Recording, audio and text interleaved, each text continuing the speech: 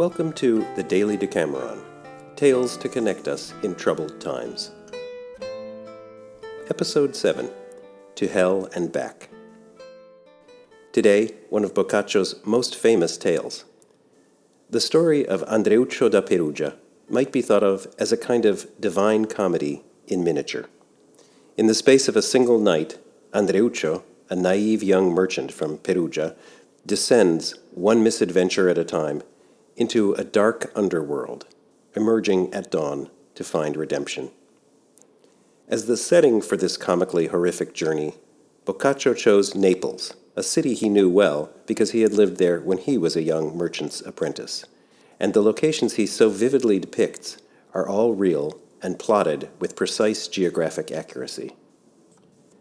Andreuccio's descent begins in the underbelly of Naples, in a notoriously crime-ridden slum called Malpertugio, a name that might be translated the gateway to evil. Like Dante the pilgrim, standing before the gates of hell, Andreuccio leaves all hope behind and descends, or in this case, literally falls, through 3 hellish holes, encountering along the way a rogues gallery of swindlers, con artists, thieves, and even a corpse. But unlike Dante, Andreuccio's ultimate redemption doesn't bring him closer to God and paradise. Instead, his is a journey of awakening, from gullibility to quick-thinking wit and calculation. After all, these were the humanist values Boccaccio prized and praised time and again in the Decameron. Boccaccio wasn't just profoundly influenced by his revered predecessor, Dante. He actually gave the Divine Comedy its name. Dante had simply entitled it Commedia. It was Boccaccio who first referred to it as La Divina Commedia, the title the world has known it by ever since. And today's tale of human folly, trickery, greed, and grit is a perfect example of why the Decameron has often been referred to as La Commedia Umana, the human comedy. Seconda giornata, novella quinta, Andreuccio da Perugia. The second day, the 5th novella, the tale of Andreuccio of Perugia. There once lived in Perugia a young horse trader named Andreuccio di Pietro. Andreuccio had heard that in Naples, horses could be bought at bargain prices, and so he put 500 gold florins in his purse, and, though he had never been outside his hometown before, he set off for Naples. Finding the marketplace, he came upon many horses that he liked, but no matter how hard he tried, he failed to strike a bargain with any of the dealers. Being young and unseasoned in the ways of the world, he kept pulling out his purse filled with florins to show everyone he meant business. At length, a beautiful young Sicilian woman, of the kind who would please any man for a price, passed by and caught a glimpse of Andreuccio's purse. Now, with this woman, whose name was Fiordaliso, was her servant, an older woman, also a Sicilian, who, when she saw Andreuccio, ran up to him and embraced him affectionately. He recognized her at once and greeted her warmly, and seeing he was busy, she promised to visit him at his inn that evening, and they parted ways. Fiordaliso, eager to figure out a way to get her hands on Andreuccio's money, began casually asking her companion who he was and how she knew him.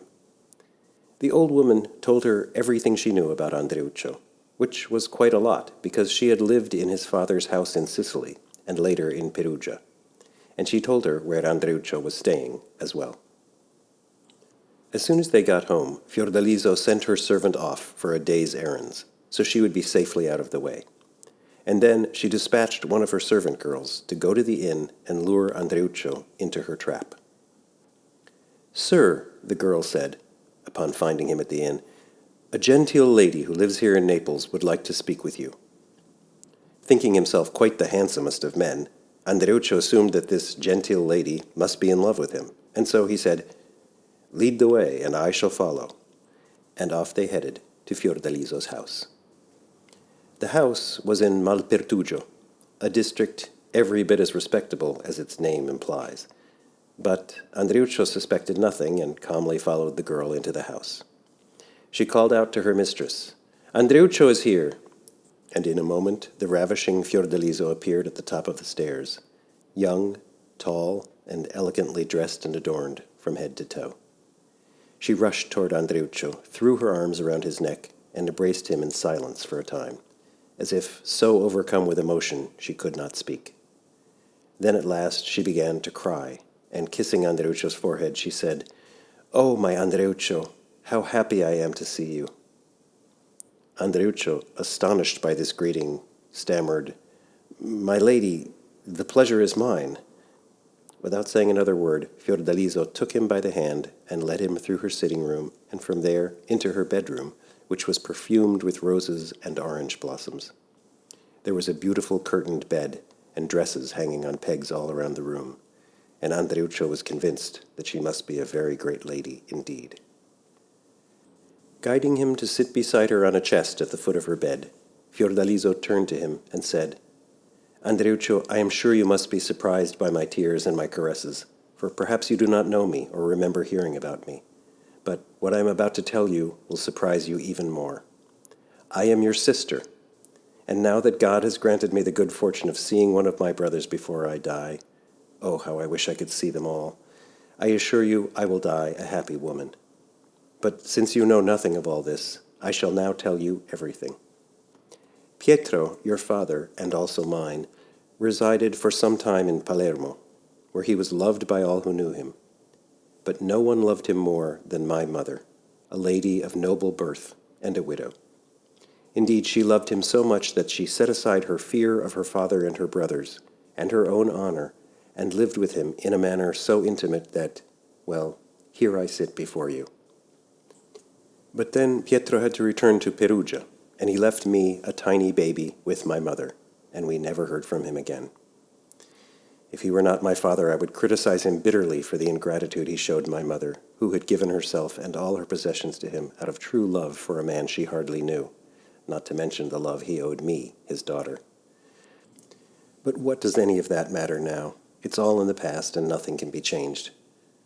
And so I grew up in Palermo, and when I grew into a young woman, my mother gave me in marriage to a wealthy man of noble birth from Agrigento, who, out of love for me and my mother, came to live in Palermo. But he got involved with King Carlo in a plot against King Federigo, and when the plot was discovered, we had to flee Sicily, just when I was about to become the grandest lady that island had ever known. Taking only a few possessions with us, we abandoned our palace and our land, and came to live here in Naples, where King Carlo welcomed us with great gratitude and restored some of the losses we had suffered on his account. And to this day he continues to provide my husband, your brother-in-law, with a handsome salary, as you can see for yourself. And so, dear brother, here I am, and through the mercy of God, I have finally come to meet you. And with that, she began to weep again, embracing him and kissing his forehead. Hearing this story so carefully told in every detail, punctuated by tears and tender embraces, Andreuccio found himself believing every word she said. Besides, he recalled that his father had indeed spent some time in Palermo, and he knew firsthand the impetuous ways of young men in love. So he turned to Fiordaliso and said, "My lady, as you can see, I am astonished by your story, for my father never spoke a word of you or your mother. But I am all the more delighted to have found a sister, for I am alone here in Naples." And with that, Fiordaliso began asking him about all his relatives by name, and he answered all her questions, believing more and more what he should not have believed at all. And so they sat and talked until at length it was supper time, and Andreuccio thought it best to excuse himself and head back to his inn. But Fiordaliso threw her arms around him and cried, "Alas, poor me, for now I can see how little you truly care for me. Here you are with your newly discovered sister in her own house, where you should be staying, and you want to leave her for dinner at some inn? No, you must dine with me, and although I must apologize that my husband is not here, I will do my best to honor you." "I hold you as dear as anyone can hold a sister," said Andreuccio, "but they are expecting me at the inn, and if I don't go now, they'll wait until evening for me, and I'll make a bad impression." "Heaven be praised," she replied, "as if I had no one to send to tell them not to wait for you." And with that she pretended to send someone to notify the inn that Andreuccio should not be expected for supper. And so The two sat down to a lavish meal, with course after course that went on until well after dark.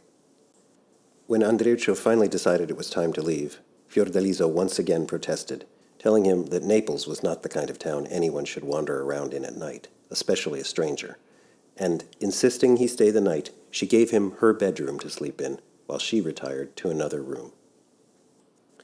It was a muggy summer night, and once he was alone, finding himself overheated and overfed, Andreuccio stripped to his underwear and hung his clothing on the bedpost.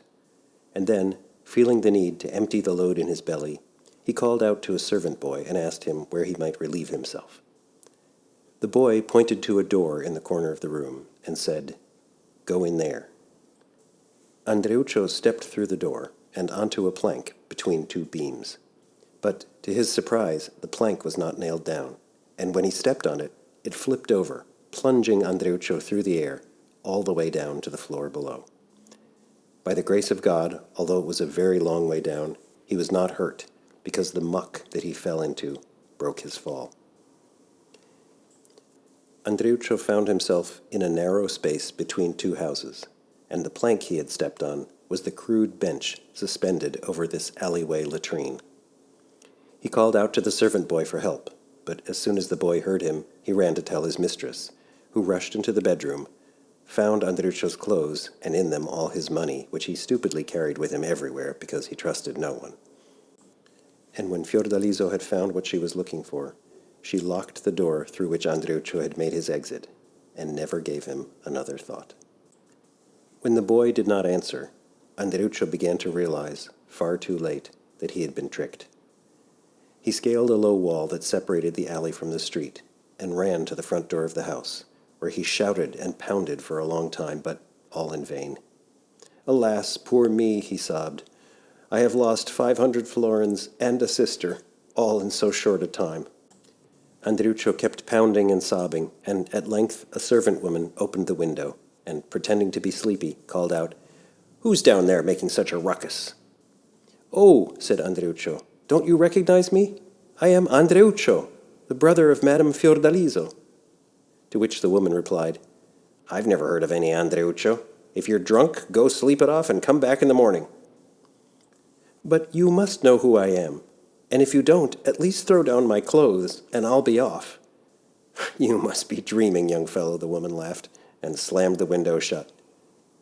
Now Andreuccio's despair turned to rage. He picked up a large stone and began smashing against the door, waking all the neighbors, who opened their windows and started shouting at him like a pack of dogs barking at a stray. Then the window opened again, and a huge man with a thick black beard and a ferocious voice roared, "Who's down there?" Andreuccio looked up and said, "I am the brother of the lady of the house, and—" But before he could say another word, the man bellowed, "I don't know what's keeping me from coming down there and beating the life out of you, you drunken idiot," and he slammed the window shut. One of the neighbors, knowing what kind of man he was, called out to Andreuccio. "For God's sake, man," he said, "get out of here now before you witness your own murder." And so, terrified and confused, Andreuccio stumbled off through the streets of Naples, trying as best he could in the dark to retrace his steps back to the inn. But overcome with disgust at the stench he was giving off, he decided to head for the sea to wash himself off. But then he saw two men with lanterns in their hands coming toward him, and in fear he took shelter in an empty cottage by the roadside.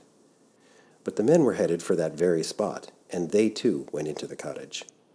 They set down the heavy iron tools they were carrying and started talking about them. But then, suddenly, one of them said, "What's going on in here? I think that's the worst stench I've ever smelled." And raising his lantern, he caught sight of poor Andreuccio and shouted, "Who are you?" Andreuccio told the man who he was and everything that had just befallen him, and the men knew at once that Andreuccio must have been at the home of the notorious gangster Buttafuoco. One of them turned to him and said, "My good man, you may have lost all your money, but you should thank God for getting you out of that house. If you hadn't fallen into the alley, you'd better believe you would have been slaughtered in your sleep. Anyway, you'll never see your money again, and believe me, Buttafuoco will kill you if you ever say another word about it." Then the man took his companion aside, consulted with him for a while, And then, turning back to Andreuccio, he said, "Look, we feel sorry for you. We're on our way to a little job, and if you want to help us, well, let's just say that your share of the proceeds would be far more than what you've lost tonight." In desperation, Andreuccio agreed to join them. And so the men told him that that day the Archbishop of Naples had been buried, and along with him the richest of vestments and jewels, including a ruby ring worth more than 500 florins, and this was the treasure they were about to steal. Andreuccio, more greedy than he was wise, set off with the men for the cathedral. But he smelled so bad that before they had gone very far, one of the men said to the other, "We have to wash the stink off this fellow." And his friend replied, "All right, there's a well over there. Let's give him a quick washing up." When they got to the well, they saw that the rope was there, but someone had taken the bucket, so they decided to tie Andreuccio to the rope and lower him into the well, where he could wash himself off. And they told him that when he was done, he should give the rope a tug, and they would pull him up. But no sooner had they lowered Andreuccio down into the well than they saw 2 policemen heading to the well for a drink of water. So the men quickly fled in silence. Meanwhile, Andreuccio finished cleaning himself up and gave the rope a tug.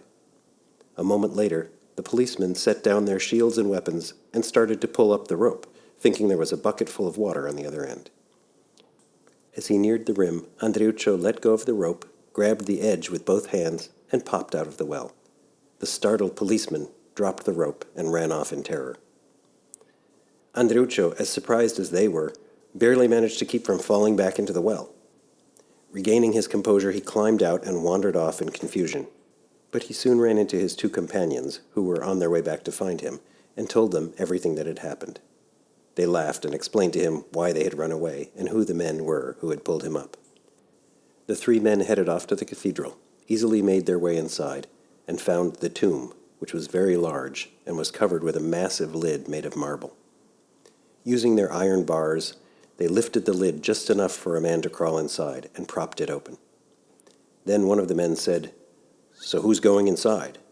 And the other one answered, "Not me." The first man said, "Not me either. You go, Andreuccio." Andreuccio said, "I'm not going in there."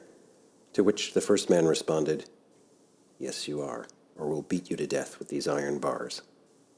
And so he went in, thinking, "This is all a trick. As soon as I give them what's in the tomb, they'll run off and take everything." So once he made his way down into the tomb, he went straight for the archbishop's ring, taking it from the dead man's finger and placing it on his own.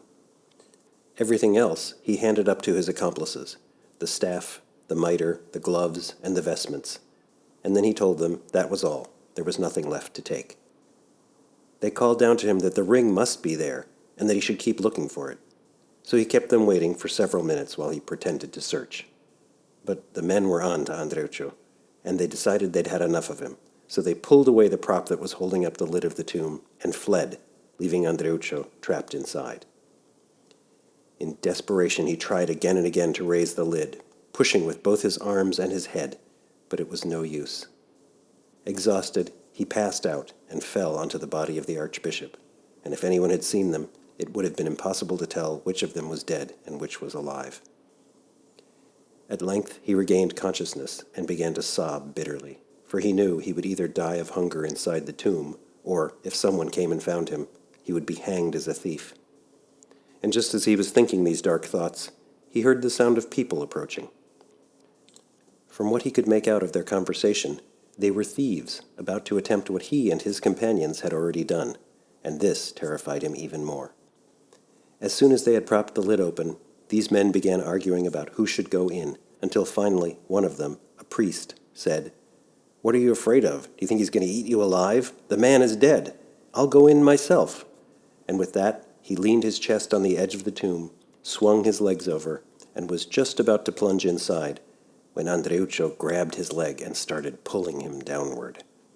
The priest let out a shriek and flung himself back out of the tomb. In stunned terror, the men fled the church as if 100,000 devils were chasing them, leaving the lid of the tomb propped open.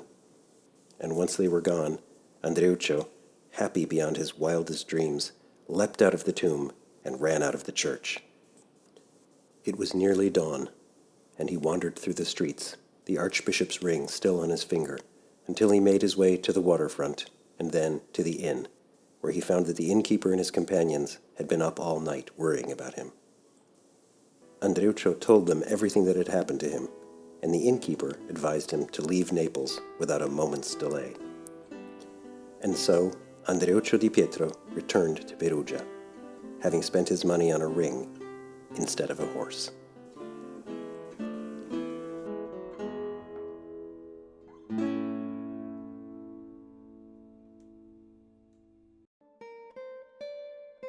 Thanks for listening to The Daily Decameron, a production of the Italian Cultural Institute of San Francisco. Anna Maria Di Giorgio, director.